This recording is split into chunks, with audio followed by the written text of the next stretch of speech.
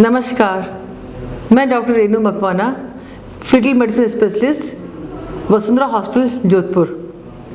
आज 22 जुलाई को विश्व भर में fragile X syndrome awareness day मनाया जा रहा है। और ये क्या होता है? फ्रेजाइल एक्स सिंड्रोम एक तरह की आनुवंशिक बीमारी है जो पेरेंट्स द्वारा बच्चों को ट्रांसफ़र होती है। और अगर कैरियर स्टेट रहती है या जिनमें ये बीमारी होती है, उन लोगों में एक ये डेवलपमेंटल डिसऑर्डर होता है जिसमें लर्निंग डिसेबिलिटीज़ होती हैं और एक मेंटल रिटार्डेशन रहता है। यूजुअली इन बच्चों के चेहरे लंबे होते हैं, कान लंबे होते हैं, पर एज सच कई बार ये ज़रूरी नहीं है कि ये प्रॉब्लम हो इसमें। और ज़्यादातर ही देखा गया है कि लड़कों में ज़्यादा बीमारी पाई जाती है। गर्ल्स में जो कि कैरियर होती हैं वो थोड़ी सी कम अफेक्टेड होती है, पर रिस्क ये रहता है कि ये अपने बच्चों में पास कर सकती हैं। और इन गर्ल्स में ज़्यादातर देखा गया कि इनफर्टिलिटी पाई जाती है, इरेगुलर पीरियड्स होते हैं और ओवरिन इंसफिशिएंसी होती है।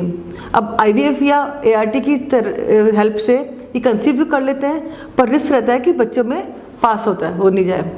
तो अब जेनेटिक काउंसलिंग के द्वारा ये पॉसिबल है कि इस जीन की टेस्टिंग हो और पता चले कि ये कैरियर स्टेट है या सर्वर स्टेट है।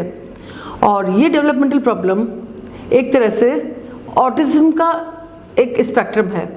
अब ऑटिज्म क्या है? ये भी एक विकास बीमारी है जो पैदा होती पता नहीं चलती है। बच्चा जैसे जैसे बड़ा होता है वैसे से पता चलता है कि कुछ ना कुछ प्रॉब्लम तो है।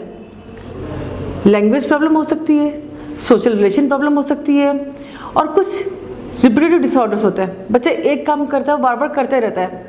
यूजुअली ऐसा बच्चा करते हैं, तो हर बच्चा ऑटिस्टिक नहीं होता है। और ऑटिज्म का भी एक कोई स्पेशल वैसे डेजिग्नेटेड ऐसी प्रॉब्लम नहीं होती है, ये एक पूरा स्पेक्ट्रम होता है। हमको ढूंढना पड़ता है कि इस बच्चे को किस चीज़ की ज़रूरत है। और दुख की बात यह है कि इसका ऐसा कोई ट्रीटमेंट नहीं होता। हमको सपोर्टिव स्पीच थेरेपी देनी पड़ती है, फिजियोथेरेपी देनी पड़ती है, लर्निंग थेरेपीज देनी पड़ती है।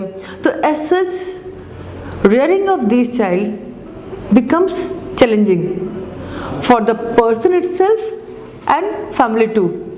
आपको याद होगा बर्फी मूवी में प्रियंका चोपड़ा ने एक ऑटिस्टिक चाइल्ड की भूमिका बहुत ही अच्छे तरीके से निभाई थी। एंड चैलेंजिंग तो लगता है, दुख भी होता है। और अगर हम पता करें कि इसका कारण क्या होता है, तो ये एक कारण नहीं होता है, ये मल्टी फैक्टोरियल होता है। परंतु अब जेनेटिक्स की मदद से, जैसे फ्रेजाइल एक्स सिंड्रोम का DNA टेस्ट से पता चलता है, वैसे ही एक क्लिनिकल एक्सोम सीक्वेंसिंग टेस्टिंग होती है।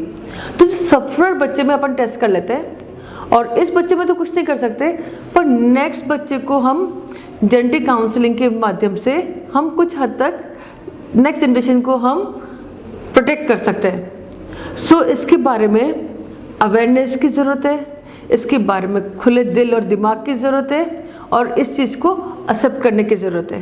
Thank you.